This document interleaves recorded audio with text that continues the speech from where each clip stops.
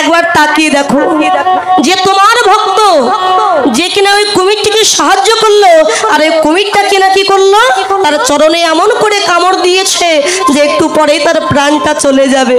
তার মৃত্যুকালে তোমায় ডাকছে, তুমি কি দেখা দেবে না? ভক্তকে রক্ষা করবে না?